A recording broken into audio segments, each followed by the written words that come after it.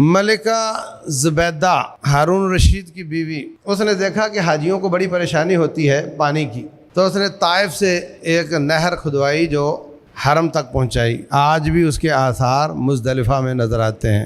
چاروں طرف سے بند تھی، پتھروں کے ساتھ بنوائی، پورے پہاڑوں کا لیول نکلوایا، کہیں سے سرنگ جا رہی ہے، کہیں سے نظر آتی ہے، اور راستے میں جگہ جگہ اس کے پانی پینے کی گنجائش بنائی۔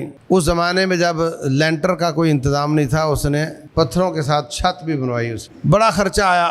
جب ٹھیکیدار سارے اخراجات اور لیئر بک اور کھاتے لے کر آیا کہ جناب اتنے پیسے آپ نے دیے تھے، اتنے خرچ ہوئے، یہ آپ حساب لے لیں، تو کہنے لگی کہ اگر میں یہ حساب کتاب چیک کروں تو کہیں نہ کہیں کوئی اونچ نیچ ہو سکتا ہے، کوئی جعلی بل بنا لیا گیا ہو سکتا ہے کوئی نہ کوئی حساب میں غلطی نکل آئے، لیکن میں یہ کتاب نہیں کھول لوں گی، کھول کر ہی نہیں دیکھوں گی، اس امید سے کہ اللہ تعالیٰ قیامت والے دن میرا حساب نہیں کھولے گا۔